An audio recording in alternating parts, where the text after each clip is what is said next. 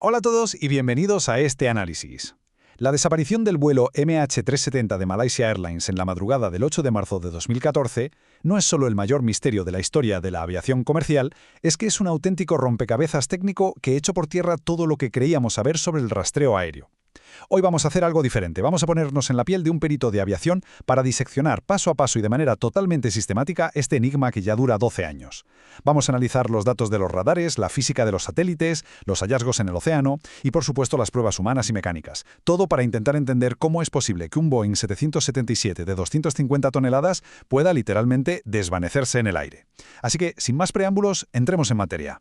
Para no perdernos en este inmenso expediente, vamos a dividirlo en 6 fases. Empezaremos con las pruebas iniciales y los radares, pasaremos a los cálculos satelitales y luego veremos las pruebas físicas y la deriva en el océano. Después evaluaremos las teorías de intervención humana frente a un fallo mecánico y terminaremos repasando las campañas de búsqueda submarina y el legado normativo que nos ha dejado esta tragedia. Bueno, arrancamos con la fase 1, las pruebas iniciales y los registros de radar durante esas primeras horas críticas. Poneos en situación.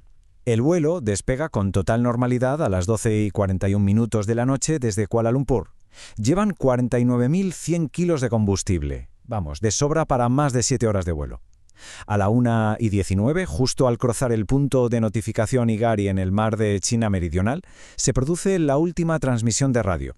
Un mensaje súper rutinario y tranquilo. Good night, Malaysian 370. Hasta aquí todo perfecto. Pero lo que verdaderamente pone los pelos de punta es la precisión de lo que ocurre después. Apenas 2 minutos más tarde, a la 1:21, el silencio más absoluto. La aeronave desaparece de golpe.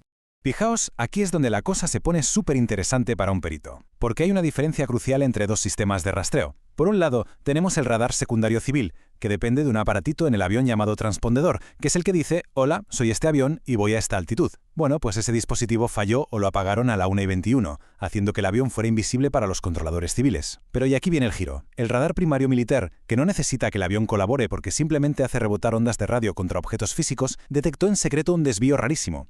El avión dio un viraje súper cerrado a la izquierda, cruzó de nuevo la península de Malaca y lo hizo volando justo por las fronteras del espacio aéreo de varios países. A ver, esto es una maniobra de manual para evitar que salten las alarmas de defensa aérea. El último eco en este radar militar fue a las 2:22, apuntando directo hacia el inmenso mar de Andaman.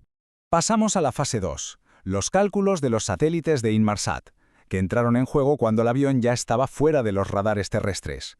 O sea, la gran pregunta aquí es, ¿cómo rastreas algo que está apagado? Pues gracias a la astrofísica. Resulta que la unidad de datos satelitales del avión seguía mandando saludos automáticos, una especie de pins o handshakes, a un satélite geoestacionario de Inmarsat.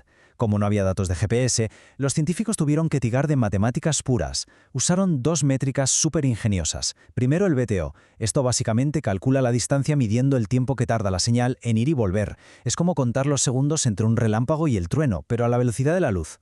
Y segundo el BFO, que usa el famosísimo efecto Doppler. Ya sabéis, como cuando una ambulancia pasa a tu lado y el sonido cambia. Pues, analizando ese cambio en la frecuencia de las ondas, los peritos pudieron confirmar, sin lugar a dudas, que el avión solo pudo haber tomado una ruta hacia el sur profundo. Si miramos los registros, estas señales nos dibujan un auténtico vuelo fantasma. Tenemos conexiones a las 2:25, luego saludos cada hora, hasta el último contacto completo a las 8:11. Pero el dato clave, el que nos cuenta el final de la historia, es una anomalía a las 8:19 de la mañana. Fue un intento fallido de conexión, un reinicio del sistema. Técnicamente hablando, esto es el síntoma claro de que los motores se apagaron en cascada porque simplemente no quedaba ni una gota de combustible. En ese preciso instante, el avión estaba cruzando una zona del remoto Océano Índico que ahora conocemos como el famoso séptimo arco. Avanzamos a la fase 3. Aquí nos metemos de lleno en las pruebas físicas y la deriva oceánica. Tuvieron que pasar más de un año y varios meses para que el mar empezara a devolvernos pistas. Y la historia que cuentan estas piezas es, francamente, muy violenta. Empezó en 2015 con un flaperón en la isla de Reunión, y luego fueron apareciendo paneles interiores y partes del estabilizador por Tanzania, Mauricio y Mozambique. Pero para un perito estructural hay un hallazgo que es absolutamente demoledor. Al analizar los mecanismos de los flaps recuperados se vio claramente que estaban retraídos. A ver, si un piloto intenta un amerizaje controlado a baja velocidad para intentar salvar el avión, lo primero que hace es extender los flaps para flotar un poco más en el aire. El hecho de que estuvieran retraídos apunta a una sola cosa, un impacto brutal a altísima velocidad contra el agua. Nada de amerizaje suave. Y aquí es donde la investigación se vuelve fascinante, porque la biología marina se convirtió en un reloj forense improvisado, Unos pequeños percebes adheridos a los restos, los Lepa sanatifera, actuaron literalmente como cajas negras biológicas. Los científicos de organizaciones como el CSIRO australiano analizaron cuánto habían crecido y las temperaturas del agua que habían absorbido en sus conchas. Con eso, pudieron crear modelos matemáticos a la inversa, rastreando las corrientes oceánicas desde las playas de África hasta llegar, otra vez, al séptimo arco. Es alucinante. Vamos con la fase 4. Teniendo en cuenta los radares, las matemáticas de los satélites y los restos del avión, es hora de evaluar las dos grandes teorías. Vamos a ser totalmente imparciales y a poner las opciones sobre la mesa. Por un lado, tenemos la teoría de la hipoxia, o incapacitación. Esta dice que hubo una descompresión lenta en la cabina que dejó a todo el mundo inconsciente al poco tiempo de perder el contacto. El piloto automático habría seguido volando en línea recta, convirtiendo al avión en un vuelo fantasma hasta que se vaciaron los tanques. Pero, por otro lado, está la teoría de la intervención humana deliberada. Y sus defensores tienen un punto muy fuerte. Esquivar radares primarios militares y volar zigzagueando justo por las fronteras entre países no es algo que haga un piloto automático averiado. Eso requiere una mano humana, muy experta y muy calculadora. Si exploramos la vía de la intervención humana, hay que mirar directamente a la cabina. El comandante Dare Amat-Shah. 52 años y un historial intachable con más de 18.000 horas de vuelo. Un auténtico veterano. Pero el dato forense que más pesa aquí lo aportó el FBI al analizar un simulador de vuelo que el piloto tenía en su propia casa. Recuperaron datos borrados del disco duro del 2 de febrero de 2014, semanas antes de la desaparición. ¿Y qué mostraban? Un vuelo virtual simulado con un descenso manual de 5 grados hasta quedarse sin combustible en el sur del Océano Índico. No estamos asumiendo motivos, por supuesto, pero como analistas es una prueba técnica circunstancial con un peso gigantesco que no se puede ignorar. Ahora bien, miremos el otro lado de la moneda, el fallo mecánico por incendio. Sabemos que en la bodega iban 200 kilos de baterías de iones de litio, curiosamente empaquetadas junto a un montón de fruta, unos mangostanes.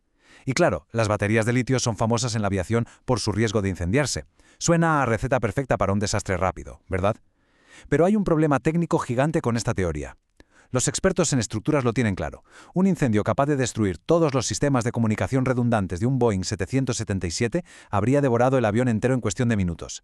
Es físicamente imposible que un fuego de esa magnitud permita que el avión siga volando superestable a altitud de crucero durante 7 horas más.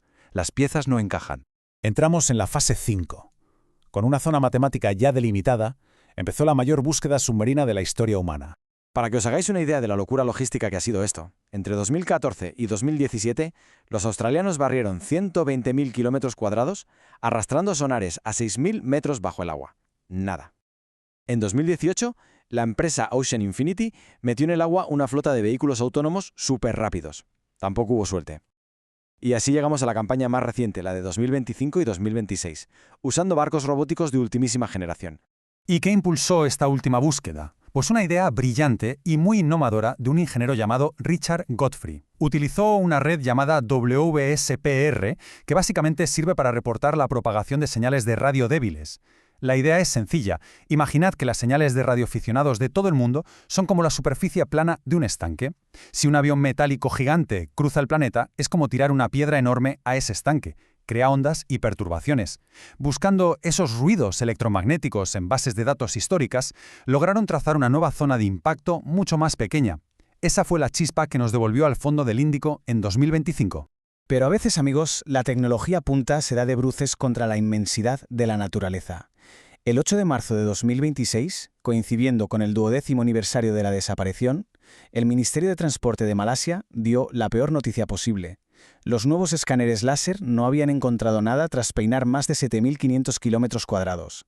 Es un jarro de agua fría terrible, especialmente para asociaciones de familiares como Voice 370. Llevan 12 años enteros atrapados en un limbo dolorosísimo, pidiendo respuestas que, con toda la razón del mundo, merecen tener ya. Llegamos por fin a la fase 6. El fuselaje sigue perdido, sí, pero esta tragedia cambió para siempre las reglas del juego. Y ese es su legado, el sistema GATSES. Básicamente, la industria de la aviación se plantó y dijo, esto no puede volver a ocurrir jamás. Así nació el GADS. Hoy en día, si un avión entra en problemas, se activa un rastreo autónomo que manda la posición GPS cada minuto. Y lo mejor de todo, nadie puede apagarlo desde la cabina. Las famosas cajas negras de voz ya no graban solo 2 horas, ahora guardan 25 horas enteras. Las balizas para encontrarlas bajo el agua ahora duran 90 días en lugar de 30, e incluso se han diseñado cajas negras que salen disparadas y flotan en el agua en caso de impacto. Vamos, han blindado el sistema. Bueno, llegamos al final de este expediente y nos queda una reflexión que pone un poco la piel de gallina. Hemos usado la astrofísica más avanzada, modelos de corrientes marinas y hemos enviado flotas de robots autónomos a lo más profundo de la Tierra. Y aún así, el MH370 sigue guardando su secreto. Nos deja con una gran pregunta. ¿Llegará el día en que nuestra tecnología por fin le gane el pulso a la inmensidad inexplorada del océano? ¿O tendremos que aceptar que incluso hoy en día, en un mundo donde todo está conectado, un avión de 200 toneladas aún puede ser engullido por el misterio más absoluto? Quizá la historia, o tal vez el mar, algún día nos den la respuesta. Gracias por acompañarnos en este análisis.